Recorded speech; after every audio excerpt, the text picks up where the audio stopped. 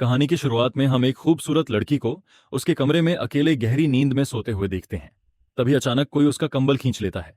कंबल हटते ही लड़की की नींद खुल जाती है। वह घबराकर उठती है और देखने की कोशिश करती है कि आखिर यह किसने किया। लेकिन जैसे ही वह उठती है, कोई अचानक उसके बाल पकड़ लेता है और जोर से उसका सिर तकिए में दबा देता है। यह देखकर पता चलता है कि ऐसा करने वाला कोई और नहीं बल्कि उसका अपना पिता था। लड़की घबराकर अपने पिता से पूछती है, आपको क्या हो गया है? लेकिन उसके पिता कोई जवाब नहीं देते। वह बस चुपचाप अपनी बेटी को घूरते रहते हैं और उनकी नजरें बेहद गंदी लग रही थीं। कुछ पल बाद वह अपना चेहरा बेटी के बहुत करीब लाते हैं और कहते हैं, मेरी बेटी तो अब काफी बड़ी हो गई। यह बात सुनते ही लड़की बुरी तरह डर जाती है। इसके बाद वह आदमी उसके बाल छोड़ देता है और धीरे धीरे उसके चेहरे को छूने लगता है। लड़की डर के मारे रोने लगती है। उसे बिल्कुल समझ नहीं आ रहा था कि उसके साथ क्या हो रहा है। कुछ देर बाद उसका पिता बिना कुछ बोले वहां से चला जाता है। अगली सुबह का सीन दिखाया जाता है। घर की रसोई में लड़की की मां खाना बना रही होती है। इस लड़की का नाम मैरी है।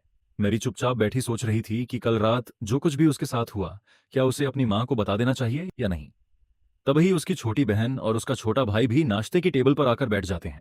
कुछ देर बाद उनके पिता भी वहां आकर बैठते हैं। हैरानी की बात यह थी कि वह बिल्कुल सामान्य व्यवहार कर रहे थे, जैसे पिछली रात कुछ हुआ ही नहीं हो। मैरी मन ही मन सोचने लगती है कि कल रात तो यही मुझे अजीब और डरावनी नजरों से देख रहे थे, लेकिन अभी ये इतने नॉर्मल कैसे हैं। कुछ देर बाद मैरी टेबल से उठकर वहां से चली जाती है। तभी उसकी मां अचानक खाना उठाकर जोर से टेबल पर पटक देती है। वह बहुत अजीब तरीके से खाना खाने लगती है, जैसे उसने कई दिनों से कुछ खाया ही ना हो। मां को इस तरह अजीब हरकत करते देखकर बच्चे डर जाते हैं। तभी उसका बेटा एक कौर खाकर तुरंत खाना उगल देता है और कहता है कि खाने में बहुत ज्यादा नमक है। यह सुनते ही मां वही खाना उठाकर पागलों की तरह खाने लगती है। अब सवाल यह था कि इस परिवार के साथ इतनी अजीब घटनाएं आखिर क्यों हो रही थीं। असल में जब से यह परिवार एक नए कॉटेज में रहने आया है, तभी से इनके साथ अजीब अजीब चीजें होने लगी हैं। कभी इनके पड़ोसी इनके आंगन में अजीब सी मूर्तियां रख जाते हैं, तो कभी इनके घर के सामने कोई मरा हुआ जानवर लटका हुआ मिलता है। वहीं दूसरी तरफ हर रात उनके पिता अपनी बेटी के कमरे में जाकर अजीब हरकतें करते हैं। उधर मां का व्यवहार भी बहुत अजीब हो चुका है।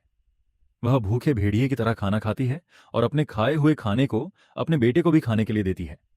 लेकिन बेटा वह खाना खाने से मना कर देता है और अपने पिता की तरफ देखने लगता है। तब पिता कहते हैं, अगर तुम ये खाना नहीं खाना चाहते तो मत खाओ। पिता की यह बात सुनते ही मां उन्हें गुस्से भरी नजरों से देखने लगती है। फिर वह खाना टेबल पर फेंक देती है और प्लेटें भी जमीन पर पटक देती है। यह सब देखकर बच्चे बुरी तरह डर जाते हैं। मां अपने बेटे पर जोर से चिल्लाती है और कहती है, जो भी खाना मैं बनाती हूं तुम्हें चुपचाप खा लेना चाहिए। वह इतनी जोर से चिल्लाती है कि उसका बेटा डरकर रोने लगता है। पिता और मैरी दोनों समझ नहीं पा रहे थे कि मां को आखिर हो क्या गया है। लेकिन असल में यह सब तो अभी शुरुआत ही थी। उधर मैरी जब बाथरूम में नहा रही होती है, तभी अचानक उसे महसूस होता है कि कोई उसके पास आकर खड़ा हो गया है।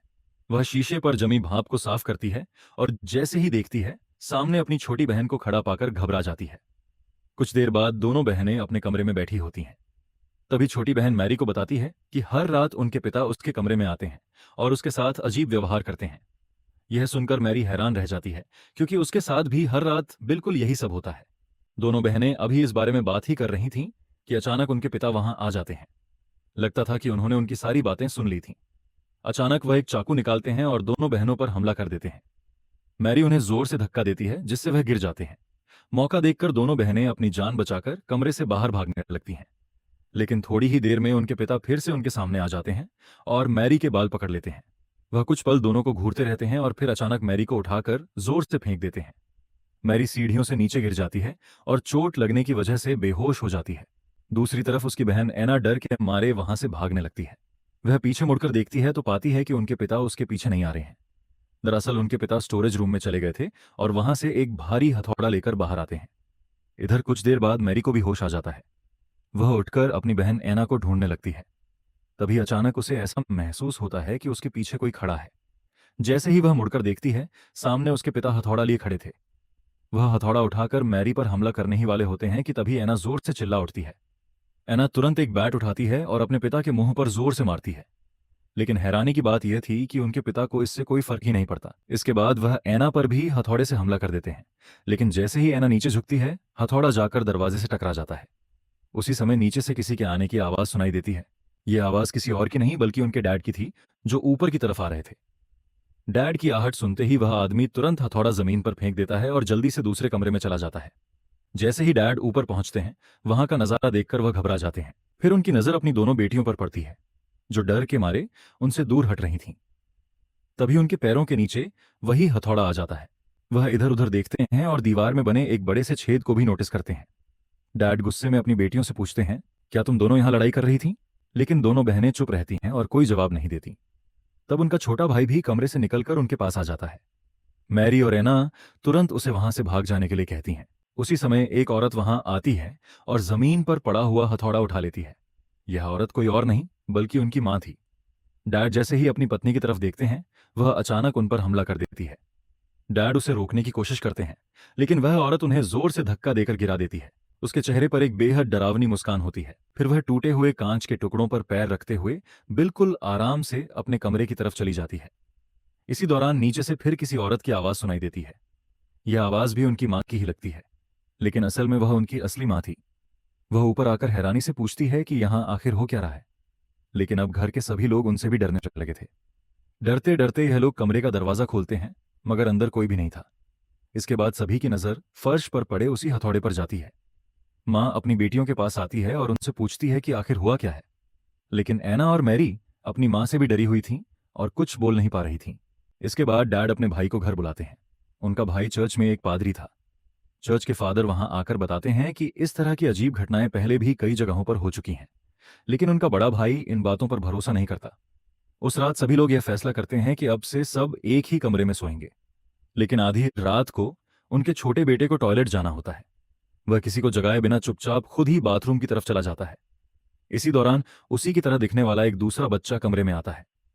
वह एक चाकू उठाता है और उसके चेहरे पर अजीब सी मुस्कान होती है। ऐसा लगता है कि वह फादर को मारना चाहता है, लेकिन वह ऐसा नहीं कर पाता। ऐसा लगता है जैसे कोई अदृश्य ताकत उसे ऐसा करने से रोक रही हो। किसी तरह वह रात शांति से गुजर जाती है। फादर समझ जाते हैं कि वह इस समस्या का सामना अकेले नहीं कर सकते, इसलिए वह अपने सीनियर्स से मदद मांगते हैं। सीनियर पादरी आपस में बैठकर इस बारे में चर्चा करते हैं कि आखिर उस घर में क्या चल रहा है। फिर यह तय किया जाता है कि सभी वहां जाकर प्रार्थना करेंगे। उनमें से एक सीनियर फादर इस तरह के मामलों में काफी अनुभवी था। फादर अपनी टीम के साथ शाम के समय उस घर जाने की तैयारी करते हैं। इसके बाद सभी लोग वहां जाने के लिए निकल पड़ते हैं, लेकिन रास्ते में अचानक एक कौवा उनकी गाड़ी पर हमला कर देता है। इस वजह से गाड़ी का आगे वाला शीशा टूट जाता है। शीशा टूटने से ड्राइवर का बैलेंस बिगड़ जाता है और गाड़ी सड़क से उतरकर एक गड्ढे में जा गिरती है। उधर घर के अंदर एक और डरावना सीन चल रहा होता है। डैड अपनी बेटी मैरी को बेड से बांध देते हैं। मैरी उन्हें समझाने की कोशिश करती है, लेकिन डैड कहते हैं कि इस सब को ठीक करने का बस यही एक तरीका है। आधी रात के समय फादर खून से लथपथ हालत में उस घर तक पहुंचते हैं। वह सबको बताते हैं कि रास्ते में जो हादसा हुआ उसमें बाकी सभी फादर्स मारे जा चुके हैं। अब जो भी करना है उन्हें खुद ही करना होगा। इसी बीच फादर की नजर मैरी पर पड़ती है, जो बेड से बंधी हुई थी। फादर समझ जाते हैं कि अब उन्हें तुरंत कुछ करना होगा, लेकिन अकेले होने की वजह से उन्हें थोड़ा डर भी लग रहा था, क्योंकि पिछली बार जब उसने ऐसी ही एक कोशिश की थी तब उस शैतानी ताकत ने उसके पूरे परिवार को मार डाला था। इसी वजह से उसे डर था कि कहीं इस बार भी वही सब ना हो जाए। अगर ऐसा हुआ तो वह अपने भाई के परिवार को भी खो देगा। तब उसका बड़ा भाई रोते हुए उससे कहता है, तुम अपना काम करो, हमें मिलकर इसका सामना करना होगा, वरना यह हम सबको खत्म कर देगा। अपने भाई की बात सुनकर फादर हिम्मत जुटाता है। वह कमरे में रखी कैंडल्स जलाता है और मैरी पर होली वाटर छिड़कता है।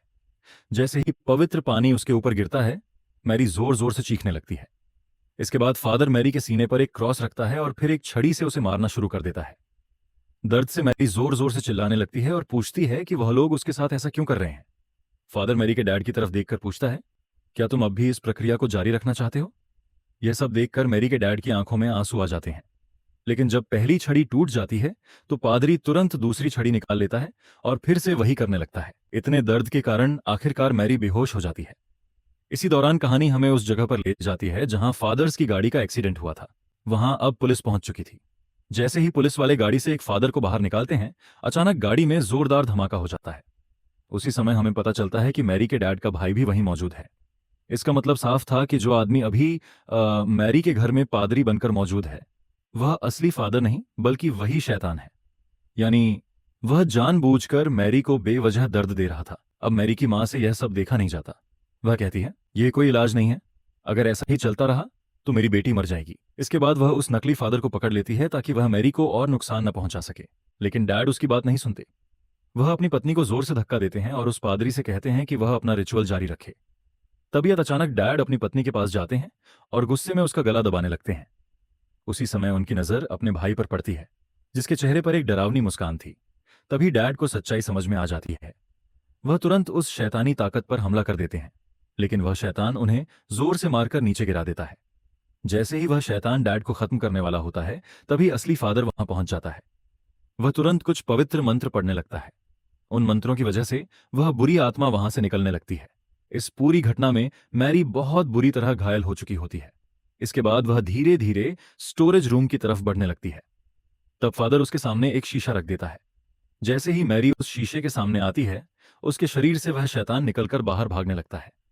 फादर उस शैतान को अपने शरीर के अंदर कैद कर लेता है और अपने भाई से कहता है कि अब उसे खत्म कर दिया जाए। तभी उसका भाई टूटे हुए क्रॉस को उठाकर फादर के सीने में घोंप देता है।